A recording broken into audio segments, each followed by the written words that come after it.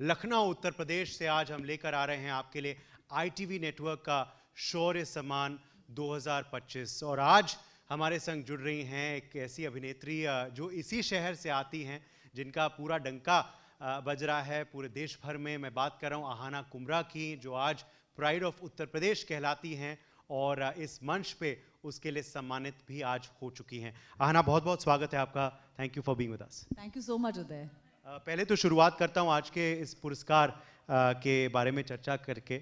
आपको आज pride of Uttar Pradesh कहा गया, इस के लिए आपको अवार्ड मिला है, खास शौर्य सम्मान, वो भी उत्तर प्रदेश के मुख्यमंत्री योगी आदित्यनाथ जी ने आपको दिया। ये क्या कहेंगे इस पे? हैप्पी न्यू ईयर कहूँगी। बहुत ही अच्छी शुरुआत हुई है साल की, और वो भी मेरे होम टाउन में, क्योंकि मैं काफ़ी पैन इंडिया बहुत ट्रैवल करती हूँ। और इस साल मैंने सोचा था कि मैं सेकंड को मैं सोच रही थी कि मैं लखनऊ आऊँ। फिर आपने जब मुझे बताया कि शौर्य सम्मान अवार्ड्स हो रहे हैं और किसके लिए ये अवार्ड्स हो रहे हैं और कौन ये अवार्ड्स ऑर्गेनाइज कर रहा है और मुझे किन से पुरस्कार मिलने वाला है, तो ये मेरे और मेरे परिवार के लिए बहुत बड़ी बात थी। ऑल्सो क्योंकि मेरी माँ पुलिस से हैं और 40 साल पुलिस में रही हैं और यूपी पुलिस से अपना करियर शुरू किया है, तो आई थिंक बहुत ही गर्व की बात है। जिन्होंने मेरी फ़ोटो देखी है, अभी मैंने योगी जी के साथ जो फ़ोटो डाली, मैनकाइंड के भी जो चेयरमैन हैं रमेश जुनेजा, उनसे भी मैसेज आया, और इप्का के चेयरमैन हैं प्रेम गोधा जी, उनका भी मैसेज आया। तो काफ़ी लोगों के मैसेजेस आ रहे हैं और पापा मम्मी बहुत खुश हैं। चलिए, जैसे मैंने कहा, चर्चाएं शुरू हो चुकी हैं इस अवार्ड शौर्य सम्मान का। जैसे आना बोल रही हैं कि बिल्कुल ऑनलाइन अभी ट्रेंड हो रहा है हमारा आज का कार्यक्रम फंक्शन। मगर मैं पूछना चाहूँगा कि आज शौर्य सम्मान जो दिया गया है सुरक्षा बलों को, सेना के शहीदों को, उनके परिवारजन यहाँ थे, पुलिस के बहादुर अफसरों को, शौर्य सम्मान आयोजन और इस नेक ख्याल के बारे में आप क्या कहेंगे? मैं बोलूँगी कि ये बहुत ही कम प्रॉपर्टीज़ हैं। मैं अभी मैम के साथ बात कर रही थी और मैंने उनको वही बोला कि सबसे पहले तो कॉन्ग्रेचुलेशंस कि आप लोग इतनी अच्छी प्रॉपर्टी और इतनी अच्छी चीज़ कर रहे हैं, जहाँ पर आप द रियल हीरोज़, जो कभी कभी हम लोग को लगता है कि हम लोग हीरोज़ हैं क्योंकि हम लोग फिल्मों में काम करते हैं और बहुत ग्लैमरस सी एक ज़िंदगी जीते हैं, लेकिन असली हीरो वो होते हैं जो बॉर्डर पे खड़े हैं, जो तैनात हैं सड़कों पे, जब सड़कों पे दंगे फसाद हो रहे होते हैं और वो अपने आप को आगे कर देते हैं और आपको बचाने के लिए क्या क्या करते हैं। खैर, मैंने तो घर में बहुत देखा है, क्योंकि मेरे घर में सभी या तो फिर आर्मी या तो फिर नेवी या एयरफोर्स या पुलिस से हैं, और मेरे दादाजी भी पुलिस ऑफिसर थे, मेरी माँ भी पुलिस ऑफिसर हैं, मेरे ताऊ जी आर्मी में हैं, मेरे भाई नेवी में हैं। तो मेरे घर में लिटरली सारे ऐसे लोग हैं, जब राष्ट्रगान बजता है तो सबकी आंखों में आंसू आते हैं, and it's a very patriotic feeling. So we come from a family that believes, that truly loves India. और मैं हमेशा कहती हूँ कि मेरा भारत महान। थैंकफुली मैंने कुछ ऐसे शोज़ में भी पार्टिसिपेट किया है जहाँ पर मेरी खुशकिस्मती है कि मैं BSF ऑफिसर्स और BFS के जवानों से जाकर मिली हूँ, लद्दाख में जाकर मिली हूँ, जैसलमेर में जाकर मिली हूँ, साउथ में जाकर मिली हूँ, बांग्लादेश बॉर्डर्स में जाकर मिली हूँ। और जब मैं उनकी कहानियाँ सुनती हूँ, जब मैं सुनती हूँ कि वो बेचारे कब से वहाँ पर खड़े हैं और तैनात हैं और कैसे कैसे टेम्परेचर्स सहन करते हैं, अपने परिवारों से दूर रहते हैं, तो आपको सच्ची ऐसा लगता है कि हम जो काम कर रहे हैं वो बिल्कुल, उसमें कोई हीरोगिरी नहीं है। असली हीरो वो हैं और उनको सम्मानित करना बहुत बड़ी बात है, और उनके परिवारों को सम्मानित करना और उनको वो ड्यू देना कि आपने हमारे लिए कुछ किया है, एंड आज आप हैं तो हम हैं, ये बहुत बड़ी बात है। सो congratulations to you and your channel for organizing such a wonderful award show. Thank you so much. मैं आपसे पूछना चाहूँगा आपकी माँ के बारे में भी अब, क्योंकि जैसे आप बता रहे थे कि दादाजी भी पुलिस अफसर थे, मगर आपकी माँ आपकी प्रेरणा है, और माँ को जब आप वर्दी में देखते थे, पुलिस की वर्दी में, तो आपके मन में क्या महसूस होता था? आज कौन पिटेगा?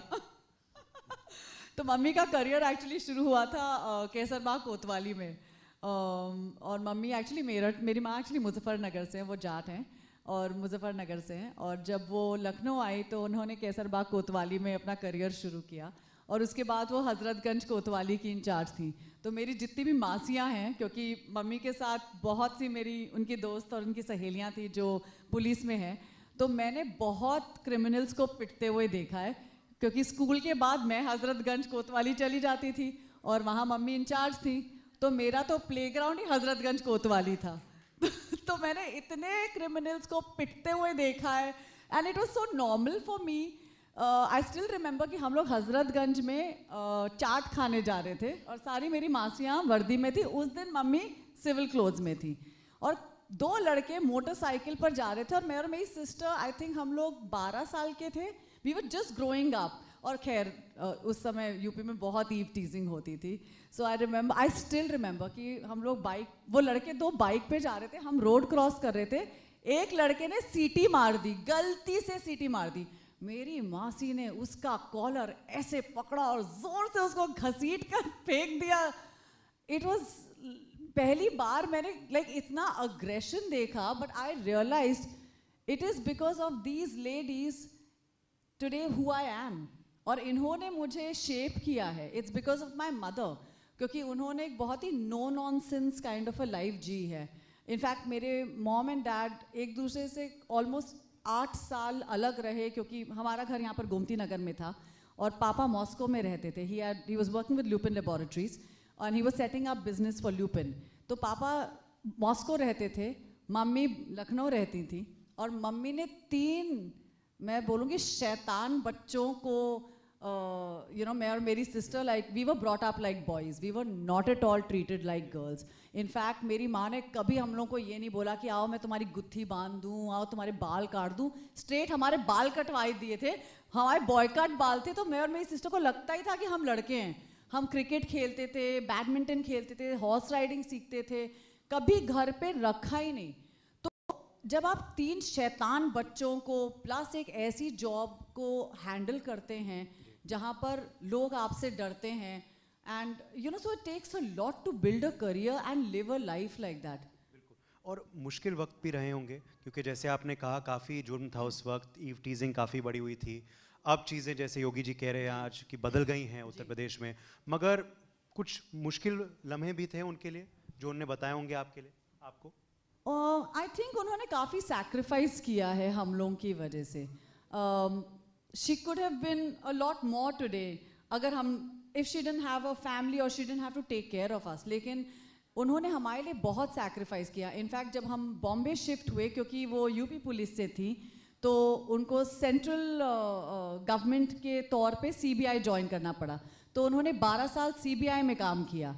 So she has dealt with criminals of all sorts, white collared criminals, really सबसे low level के criminals, उन्होंने सब देखा है। She's seen corruption at all levels, और उसके लिए उनको प्रेसिडेंट्स मेडल भी मिला है।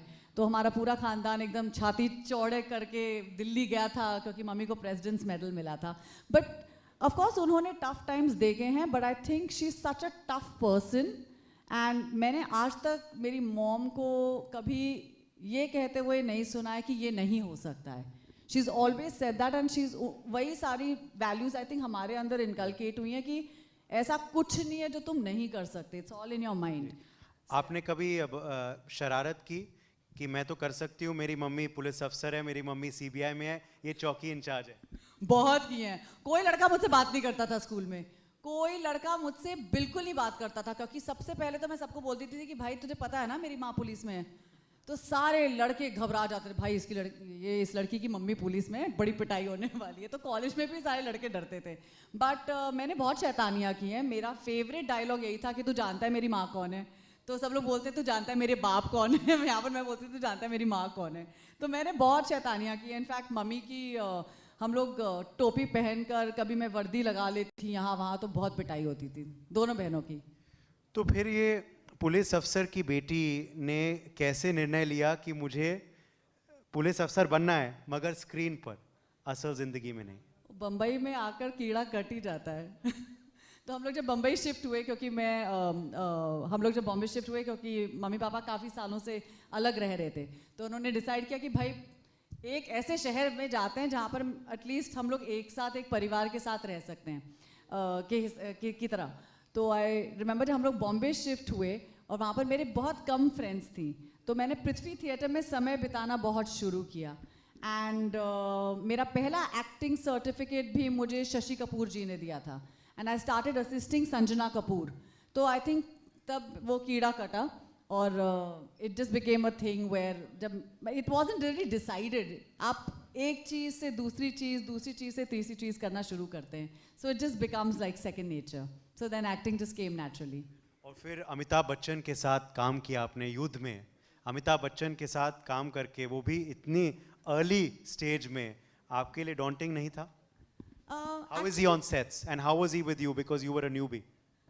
He's still the first person to wish me on my birthday at 12 a.m. sharp every year. From 2012, when I started working with him, till present date. So we are in 2025 today. Bachchan साहब का आपको phone आता है आज तक 12 बजे? उनका message आता है. Wow. And you have to reply to his message because he gets angry if you don't reply.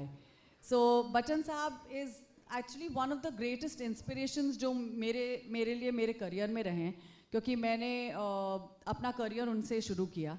जब मैंने युद्ध करके शो किया था, and I still remember जब मैं पहली बार सेट पे पहुंची थी. Now this is my first show. I don't belong to a film family. I don't come from a family where Bachchan uncle and Shah Rukh uncle, these are not the situations we are in. For us it's a huge deal. अगर आप बच्चन साहब को set पे देख लेते हैं तो you go like, हाय यार ये अमिताभ बच्चन है, I can't believe, like मुझे कोई like चुटी काटो कि अमिताभ बच्चन मेरे सामने खड़े हैं. And I was quite young जब मैंने युद्ध किया था. युद्ध मुझे अनुराग कश्यप ने एक मेरा नाटक देखा था और उन्होंने प्रभावित होकर मुझे वो शो ऑफर किया था. वो मुझे ऐसे आराम नगर में घूमते फिरते मिल गए थे. And he had just asked me, Bachchan की बेटी का रोल करेगी? And I was like, what, did he just ask me? Like it's so random. But उन्होंने फिर मुझे सेट पे बुलाया. जब पहली बार मैं सेट पे गई, बच्चन साहब ने मुझसे करीबन 1 घंटा 45 मिनट्स बात की और उन्होंने मुझसे बस एक सवाल पूछा. उन्होंने कहा कि आपको रिहर्सल से कोई एतराज़ तो नहीं है? और मैंने कहा नहीं सर, मैं थिएटर करती हूँ और मुझे कोई एतराज़ नहीं है. And I had a wonderful time. In fact, I worked with him for almost 1.5 years because वो 20 episodes का show था, लेकिन television पे कुछ नया करने की कोशिश हो रही थी, which was an OTT actually format for television. It didn't work, that's another thing, because it was way ahead of its time. लेकिन बच्चन साहब एक बार set पर आते हैं, then he doesn't go back to his vanity. He sits on set. He only goes to his vanity to eat lunch. तो वो lunch खाने जाते हैं और उसके बाद 1 घंटा सोते हैं. लेकिन he comes to set on time. He does not go back to his vanity. 2 chairs लगती थी, एक बच्चन साहब की, एक मेरी. तो उनकी chair वो 4 chairs होती हैं. So it's stacked one on top of the other. So I still remember he would always offer me his chair. And the first time I met him, he said, "Hi, I'm Amitabh Bachchan." And I said, "Sir, I know who you are." So it's just the way he is. He's so loving. When you have a good scene, he'll clap for you, he'll encourage you, he will tell you you're a good actor. And he's not afraid to do that. And he wants you to succeed. ये एक ऐसे veteran है जिनसे आपने काफ़ी कुछ सीखा. एक और वेटरन जिनसे आपने काफ़ी कुछ सीखा है वो है नसीरुद्दीन शाह. उनके साथ भी आपका काफ़ी खास रिश्ता है. उनसे क्या कुछ सीखा है और ज़रा ये नाते के बारे में थोड़ा बताएं. नसीर सर और मेरी मुलाकात फिल्म स्कूल में हुई थी. वो मेरे टीचर थे और उन्होंने he was the person who taught me how to act. और पूरा क्लास उनसे डरता था, लेकिन मैं उनसे बिल्कुल नहीं डरती थी. वो जो भी कहते थे मैं घुस जाती थी उनके साथ आर्ग्यूमेंट में या कुछ. तो मैं कभी नहीं डरी उनसे. तो उनका एक खौफ है, क्योंकि जो भी थिएटर करता है या उनसे कभी भी बात करता है, जो भी उनको जानता है उन सबको हम उनको प्यार से टाइगर बुलाते हैं. क्योंकि जब भी वो आते हैं हमारा नाटक देखने, हम लोग हमेशा बोलते हैं टाइगर आ गया, टाइगर आ गया. So you know everybody is really scared of him, but I was never afraid of him and he loved that about me. तो जब मैं पहली बार फिल्म स्कूल से बाहर निकली तो मेरी पहली जॉब मुझे मॉटली में मिली, which was his theatre group. तो उन्होंने मुझे मेरा पहला प्ले दिया और 6 महीना रिहर्सल्स करवा के, जम के रिहर्सल्स करवा के, हमारा जब नाटक खुला NCPA में, I still have the ticket of my first show, जिसके लिए लोगों ने 300 रुपये दिए थे. तो मेरे लिए बहुत बड़ी बात थी कि आज किसी ने पैसे देकर मेरा परफॉर्मेंस देखा है. और आई स्टिल रिमेंबर, वो अभी भी मुझे याद है. In fact whenever I talk about it, मेरे मतलब I feel very emotional about it, because he was standing backstage मेरा शो खत्म हुआ, there was a thunderous applause, I exited और वो पीछे खड़े हैं पापा की तरह literally, and I went and hugged him and he is so proud, he was so proud of the show. मेरा उनके साथ एक बहुत ही प्यारा नाता है।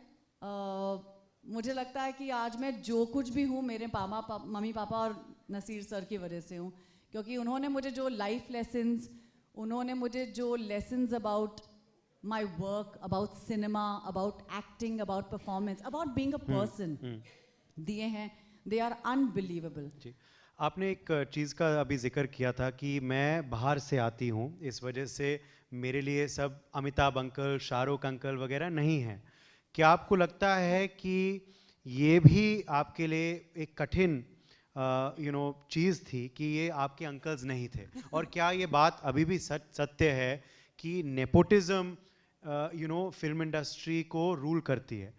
अलग क्षेत्रों में भी चलती है, मगर फिल्म इंडस्ट्री में नेपोटिज्म काफ़ी हद तक चलती है। अगर आप एक किसी बड़े स्टार के बेटे हो तो आपको बहुत मौके मिलेंगे जो आउटसाइडर्स जैसे आप हो नहीं मिलते। ये बात तो सच है, क्योंकि नेपोटिज्म, खैर मैंने मेडिकल में भी देखा है, लॉ में भी देखा है। जब आप कोई दुकान चलाता है तो आप उसमें भी देखते हैं कि दुकान वाले का ही लड़का दुकान चलाएगा आगे। लेकिन फिल्मों में मुझे लगता है कि आपको अपने हुनर के हिसाब से फिल्में मिलनी चाहिए, या आपको अपने हुनर के हिसाब से काम मिलना चाहिए, और वो इस इंडस्ट्री में थोड़ा कम होता है। और it is very difficult to put your foot into the door. मैं काफ़ी लकी रही हूँ कि मैंने इतना स्ट्रगल नहीं किया, क्योंकि हमेशा अच्छी एक्टर के तौर पे मुझे काफ़ी रोल्स मिले हैं। मैं कभी किसी के पास जाकर किसी से काम नहीं मांगा, कभी ये नहीं कहा कि सर प्लीज़ ले लीजिए। काम सामने से आया और मैंने उसको पूरी शिद्दत के साथ किया है। लेकिन येस, आई नो कि अगर आपको बड़ी फिल्में करनी हैं, तो अगर आप किसी बड़ी एक्ट्रेस या किसी बड़े एक्टर या किसी बड़े डायरेक्टर या प्रोड्यूसर के लड़के या लड़की हैं, तो आपके लिए बहुत ईजी होता है। प्लस आपको 20 फिल्में ख़राब करने के लिए भी मिलेंगी। वो बोलेंगे बेटा 20 फिल्में हैं हमारे पास, ख़राब कर लो। उसके बाद जब 20वीं 21वीं में तुम्हें अकल आ जाए और एक्टिंग समझ में आ जाए, तो हम उस 21वीं फिल्म को तुम्हारी फिल्म बना देंगे। So it's a little annoying, because इतनी ग्रूमिंग नहीं होती है हमारी। हमें ग्रूमिंग के लिए भी कोई बैठा नहीं है बताने के लिए, तो हम देख देख के ही सीखते हैं कि अच्छा इन्होंने ये किया तो हमको भी शायद ये करना चाहिए, अच्छा आज इन्होंने ये फोटो शूट किया तो शायद हमें भी करना चाहिए। So there is a lot of trial and error, and you lose a lot of years in that trial and error. Whereas most of these children from the film business, उन लोगों को 20 साल की उम्र में एक बड़ी फिल्म मिल जाती है, लेकिन हमें वो एक बड़ी फिल्म करने के लिए कई साल लग जाते हैं। तो हमारी स्ट्रगल बहुत ज़्यादा है। इनकी स्ट्रगल ये होती है शायद कि मुझे पतला होना है या मैं अगली सर्जरी क्या करवाऊँ। हमारी स्ट्रगल ये है कि भाई हम सुबह उठ के सबसे पहले काम किससे मांगे, तो वो हमारी स्ट्रगल है। और बॉम्बे में अगर कोई भी रहता है या कोई कभी भी गया है या कोई कभी भी रहा है, the rents are very high, the struggle is a lot. कभी कभी बहुत अकेला महसूस करते हैं आप। ऐसा होता है कि आप पूरे एक रूम में भरे होंगे पार्टी में, और आपको बहुत लोग जानते होंगे, बहुत लोग आपको जानते होंगे, लेकिन आप उसमें भी आप अकेला महसूस कर सकते हैं। So there is a lot of depression in Bombay. तो हमारी industry is not one of those industries which is very easily navigated.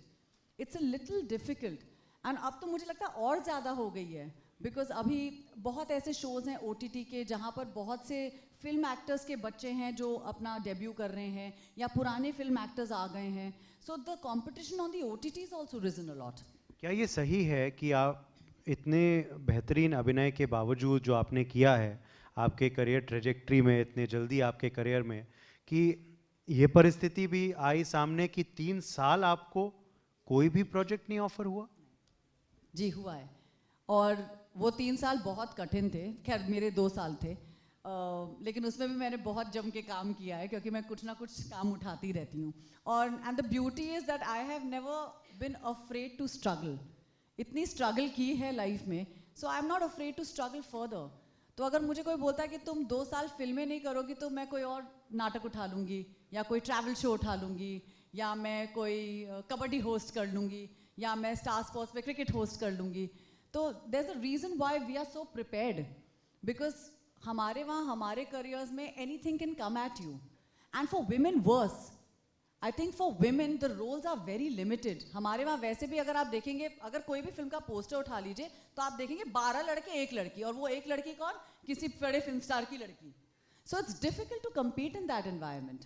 And these things are very well decided, बहुत पहले से डिसाइडेड होती हैं. अच्छा, ये पिक्चर में इसकी लड़की, वो पिक्चर में उसकी लड़की, इसकी पिक्चर में इसकी लड़की. So it's difficult for any outsider, it's not me alone. सब आउटसाइडर्स के लिए ये ब्रेक थ्रू करना बहुत मुश्किल होता है. So it is a little difficult to navigate the industry. But I feel कि अगर आप अपने आप को सशक्त बनाएं और आप ये देखकर चलें कि ठीक है, हर बिजनेस में उतार चढ़ाव आते हैं, शायद अभी ये मेरा उतार है लेकिन इसके बाद शायद चढ़ाव होगा. So I think you just have to have that positive thinking and never say die and never say no, I'm going to give up. The minute you give up, that's your fault. हमने एक उदाहरण देखा कंगना रनौत का, जहां उन्होंने डंका उठाया था कि नेपोटिज्म के खिलाफ, अनेक और प्रॉब्लम्स के खिलाफ जो इंडस्ट्री में है, और फिर उनको फिल्में मिलना बंद हो गया. उनने अपना ट्रेजेक्ट्री चालू कर दिया डायरेक्शन का और पॉलिटिक्स का. तो कंगना रनौत के ट्रेजेक्ट्री पे क्या कहेंगे आप? आई थिंक वो उनकी ट्रैजेक्ट्री है. उन्होंने बहुत इम्पॉर्टेंट मुद्दे उठाए हैं और उन्होंने बहुत ऐसी चीज़ें कही हैं which are very relatable to many of us. जब उन्होंने कहा कि इंडस्ट्री ईजिली आउटसाइडर्स को एक्सेप्ट नहीं करती है या they block ways for people, she did not say anything wrong. In fact, I agree with most things that she says, and I think वो काफ़ी unafraid और निडर तरीके से बोलती हैं चीज़ें, और उनने अपनी ट्रैजेक्ट्री खुद डिसाइड की है, ना कि किसी से पूछ के डिसाइड की कि मैं आगे क्या करूं. उनको पॉलिटिक्स में जाना था, उन्होंने अपना पॉलिटिक्स में करियर स्टार्ट कर लिया. So I think it's nice that you know that it's inspiring to see कि कोई इतने छोटे शहर से आकर फिल्म इंडस्ट्री की बड़ी बड़ी फिल्में करता है और सडनली पॉलिटिक्स में आता है. So she has taken her own life and her own career and her own future in her own hands. I think it's quite commendable. चलिए, आखिरी 2 सवाल आपसे करूंगा. आप वापस यूपी पर लौटते हैं तो मैं आपसे पूछना चाहूँगा कि जब आप अब यूपी वापस लौटती हैं तो क्या महसूस करती हैं? जैसे आप अब कह रही हैं बॉम्बे में रह रही हैं आप, वहाँ काम की वजह से और पेरेंट्स की वजह से आप गई. अब जब आप वापस लखनऊ और यूपी आती हैं, क्या महसूस करती हैं? I feel like इनफैक्ट इस बार मैंने काफ़ी महीनों के बाद लखनऊ पहुंची और मैंने सबसे पहले जब एयरपोर्ट देखा मैं थोड़ी दंग रह गई, क्योंकि एयरपोर्ट बहुत सुंदर बन गया है. और खैर मैंने तो एयरपोर्ट तब भी देखा है जब मम्मी हम लोग को एयरक्राफ्ट के अंदर तक छोड़ कर आती थी तो मैंने तो वहाँ तक वो ज़माने भी देखे हैं. पर जब मैं यूपी आती हूँ मुझे हमेशा वो वाली फीलिंग आती है कि घर आ गए. और जैसे मैं कभी किसी को बताती नहीं हूँ मैं यहाँ पर आई हूँ, लेकिन एक मेरा पोस्ट ऊपर जाता है और मेरे सब फ्रेंड्स को पता चल जाता है. तो हम लोग हमेशा प्लान करते हैं, तो मैं लमाटिया गर्ल्स लखनऊ से हूँ, तो हमेशा मेरे स्कूल फ्रेंड्स प्लान करते हैं कि हम लोग वहाँ पर जाकर, हमारे एक आइसक्रीम वाले अंकल हैं जहाँ पर हम लोग जाकर आइसक्रीम खाते हैं. फिर हम लोग की बहुत चीज़ें डिसाइडेड हैं कि हम लोग चाट कहाँ खाने जाएंगे, कबाब कहाँ खाने जाएंगे, चिकन कहाँ से उठाएंगे, कौन सी कॉफ़ी शॉप में जाएंगे, कहाँ तफरी करेंगे, गंजिंग कब करेंगे. तो बहुत ऐसी चीज़ें हैं जो हम लोग करते हैं. मैं यही कहने वाला था, लखनऊ में सबसे बेहतरीन जगह कौन सी है, नज़ारों की वजह से या स्वाद की वजह से? सारी. मैं तो यहाँ पर आकर बिल्कुल, मतलब मेरे 2 दिन अब मैं सिर्फ खाना खाने वाली हूँ, लेकिन नज़ारे खैर मैं हमेशा जब भी आती हूँ तो मैं पुराने लखनऊ जाती हूँ. मुझे चौक बहुत पसंद है, रूमी दरवाज़ा मुझे बहुत पसंद है, इमाम बाड़ा हम लोग बहुत घूमते हैं. तो मैं हमेशा आती हूँ तो कोशिश करती हूँ कि एक बार घर देखूँ और एक बार इमाम बाड़ा देखूँ, और गंजिंग तो डेफिनेटली. बिल्कुल. योगी आदित्यनाथ जी पे क्या कहेंगी, जो आज के मुख्यमंत्री, यशस्वी मुख्यमंत्री प्रदेश के और आज के मुख्य अतिथि भी हैं, जिनके हाथ आपको अवार्ड मिला? मैं कहूँगी कि वो बहुत अच्छा काम कर रहे हैं यूपी में. बहुत चीज़ें बदल गई हैं. मैं जब भी लखनऊ आती हूँ और हमेशा कुछ महीनों के बाद आती हूँ तो मैं देखती हूँ कि कुछ नया डेवलपमेंट हो रहा होता है यहाँ पर, और इतनी शूट्स होने लगी हैं यहाँ पर. So it's really safe. And Bombay हमें क्यों पसंद है, क्योंकि बॉम्बे में मैं एज एक महिला के तौर पर 3 बजे रात को रिक्शा ले सकती हूँ, बस ले सकती हूँ, मैं 3 बजे पैदल चल सकती हूँ रोड पे. आई थिंक अगर कोई शहर आपको उस टाइप की सेफ्टी दे सकता है, अगर कोई शहर आपको उस टाइप की सेफ्टी प्रोवाइड कर सकता है, दैट्स द सिटी और that's the state that will do maximum business. The reason why आप बॉम्बे को मैक्सिमम सिटी या बॉम्बे को कहते हैं कि माया नगरी या सपनों का शहर कहते हैं, क्योंकि वहाँ पर लोग आकर अपने करियर्स बनाते हैं. और करियर्स इसलिए बनाते हैं क्योंकि आप वहाँ निडर होकर काम कर सकते हैं. और वो मुझे एक बहुत बड़ा चेंज अब यूपी में दिख रहा है, जहाँ पर लोग निडर होकर काम कर रहे हैं. शूट्स हो रही हैं यहाँ पर, और शूटिंग का कोई टाइम नहीं होता है. कभी हमारा कॉल टाइम 1 बजे होगा, कभी 2 बजे होगा रात को, कभी भी हो सकता है, और शूट लंबी खींचती हैं. So is there safety for women? Is there safety for crew? And I am seeing that. और अगर मैं वो safety as a film person, as somebody from UP जिसने अपनी पूरी पढ़ाई लिखाई यहाँ पर की है, और काम के लिए मैं शिफ्ट हुई थी, और जब मैं वापस आकर यहाँ पर काम करती हूँ तो मुझे वो चेंज दिखता है. तो बहुत अच्छा काम कर रहे हैं. महाकुंभ भी आ रहा है, पूरी विश्व की नज़र यूपी पर होगी. बिल्कुल, हमारी भी नज़र होगी. मेरा हमेशा से बहुत मन रहा है कि मैं महाकुंभ खुद जाकर देखूं, क्योंकि हमेशा या तो फिर फोटोज़ में देखा है, या तो फिर यूट्यूब पे देखा है, या टेलीविज़न पे देखा है, लेकिन उस तौर का जो एक माहौल होता है, वो क्या होता है, वो मैंने कभी खुद नहीं देखा है. और मेरा हमेशा से सपना रहा है कि मैं एक बार तो महाकुंभ देखूंगी. सो आई होप दिस हैपेंस. नया साल है, आर यू समवन जो न्यू ईयर रेजोल्यूशंस बनाती हैं? बिल्कुल नहीं. Okay. लेकिन मैं रियलिस्टिक रेजोल्यूशंस बनाती हूँ. मैं हमेशा रियलिस्टिक गोल्स रखती हूँ, और वो मैं लिख लेती हूँ on first day of Jain. On first Jan मैं लिख लेती हूँ कि भाई मैं कोशिश करूँगी कि मैं इस साल ये ना करूँ. तो एटलीस्ट वो चीज़ें होती हैं ना. I usually follow my goals. 2025 के लिए एक आध दो बता सकती हैं? Sugar. No sugar. I am hoping, लेकिन मुझे नहीं पता था कि मैं लखनऊ आ जाऊंगी. तो अब मैं डरी हुई हूँ. रेजोल्यूशन टूट गया, वो मैंने कहते हैं कहा ना यहाँ पर resolution- आकर तो 100% मेरा रेजोल्यूशन टूटने वाला है. मैं कोशिश करूंगी कि मैं ना खाऊं, लेकिन बहुत मुश्किल है कि यहाँ पर मक्खन मलाई ना खाएं. कुछ खास जो इस साल आप करने वाली हैं, प्रोजेक्ट्स को लेकर कुछ बताएंगी हमें, या फिर अब शायद आप नया प्रोडक्शन हाउस भी आपने खोला है? जी, उसमें मैं काफ़ी इंटरेस्टिंग शॉर्ट फॉर्मेट्स कर रही हूँ. हम लोगों ने बहुत ही इंटरेस्टिंग पॉडकास्ट शूट किया जो हम लोग अभी रिलीज़ करने वाले हैं.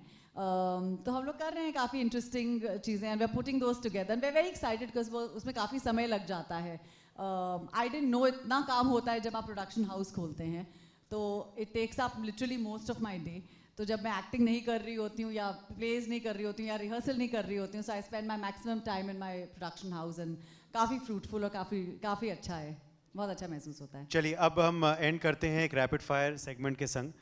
तो only if I get a hamper from you. Sorry Uday. Arrange करिए हम पर. इसके बाद लखनऊ के जो आप कह रहे थे ना, कुछ खास जगह है वहीं ले आप जाएंगे. उसके खस्ते डाल सकते हैं, समोसे सब डाल भर सकते देंगे, हैं. सब भर देंगे जो आपने जिक्र किया. अब हम पूछते हैं आपसे कि आपका फेवरेट क्विजीन क्या है? लखनऊ में है तो आप अवधी नहीं बोल सकते. टुंडे कबाब. क्विजीन ही है. कुजीन ही है वो मेरी. But I like Chinese. मुझे चाइनीज बहुत पसंद है. यहाँ पर एक बहुत पुराना रेस्टोरेंट है चुंगफा. तो हम लोग जब छोटे थे तो वही एक ही अकेला चाइनीज रेस्टोरेंट था. तो मैं जब भी यहाँ पर आती हूँ एक मील वहाँ पर जरूर खाती हूँ. Favourite holiday destination? Tokyo. Okay. Mountains या beaches? Mountains. Okay. If you could time travel back, अगर आप एक समय में वापस जा सकती हैं, तो वो क्या होगा? I think my college life. उस टाइम अच्छा था, सोशल मीडिया वो सब नहीं था, और बहुत मस्ती की कॉलेज में. So I think college. आजकल मैं देखती हूँ कॉलेज के बच्चे बेचारे सोशल मीडिया में ही अटके हुए हैं. तो 18 उम्र की आहाना को अगर कोई सलाह देनी होती, आपको क्या देती? लड़के की तरह मत घूमो, थोड़ा लड़की बनने की कोशिश करो. मैं इतनी ज़्यादा बदमाश थी जब मैं 18 की थी. सारे लड़के मुझसे डरते थे. मैं बहुत गुंडी थी, और मेरा हमेशा से वही था कि तू जानता है मेरी माँ कौन है. तो मेरी माँ का नाम उछाल उछाल के बदनाम कर दिया था कि उसके बाद कॉप्स, मेरे फ्रेंड्स, सब लोग मुझे जानने लगे. इसको नहीं पकड़ना है भाई. अब तक करियर का सबसे पसंदीदा परफॉर्मेंस या रोल? मेरा सबसे actually close to my heart is there are 2 performances. एक तो मर्जी, जो मैंने राजीव खंडेलवाल के साथ शिमला में शूट किया था. वूट पर वो शो था. वो शो और लिपस्टिक अंडर माई बुर्का. मैं ये भी पूछूंगा आपसे कि कोई पछतावा अब तक, कोई रिग्रेट? करियर को लेकर, जिंदगी को लेकर नहीं. मुझे लगता है कि मैंने जो भी डिसीजंस आज तक लिए हैं बहुत ही अच्छे लिए हैं. और कभी कभी ऐसी चीज़ें होती हैं जो नहीं होती हैं, और फिर जब वो चीज़ें किसी और के साथ होती हैं तो मुझे लगता है थैंक गॉड बच गई. तो I don't think any regrets. किसी और का पसंदीदा काम जो आपको अच्छा लगा ये बीते साल में, कोई ऐसी प्रोजेक्ट या रोल? बीते साल में मैंने किसी के ज़्यादा काम नहीं देखे, क्योंकि मुझे आजकल फिल्में पसंद नहीं आती हैं. लेकिन मुझे हमेशा से तब्बू का काम बहुत पसंद रहा है. और हाल ही में उन्होंने ड्यून प्रोफेसी करके एक शो किया है जो मैं अब देखना चाहूँगी. लेकिन ऐसी बहुत एक्ट्रेसेस हैं जो मुझे पसंद हैं, जैसे मुझे रसिका का काम बहुत पसंद है, मुझे शेफाली मैम का काम बहुत पसंद है। एक्चुअली एक्ट्रेसेस में से मुझे कॉन्कना बहुत पसंद है, तो मुझे इन जितने भी तिलोत्तमा का काम बहुत पसंद है। तो ऐसे बहुत शोज़ हैं जो अच्छे बने हैं last year, and I am very glad that दो शोज़ गॉट मेड, बिकॉज फिर आपको ऐसा लगता है कि यार इंडिया में भी अच्छे शोज़ बन रहे हैं, हमारे पास है, हमारे पास कुछ अच्छे शोज़ हैं या अच्छी फिल्में भी हैं जी। पर कुछ बुरी फिल्में भी हैं। बहुत सारी बुरी फिल्में, बट कुछ अच्छी हैं, सो दैट सैल्वेजेस। ओके, चलिए आहना कुमरा, हम उम्मीद करते हैं कि आप बहुत अच्छी फिल्मों का और हिस्सा बने और हम आपको और देखें बड़े पर्दे पे, OTT पर और शायद वापस टीवी पर भी, जहां हमने आपको एक दशक में देखा था। बहुत बहुत शुक्रिया और आपको शुभकामनाएं आज के पुरस्कार के लिए भी। Thank you so much, thank you so much for having me. Thank you.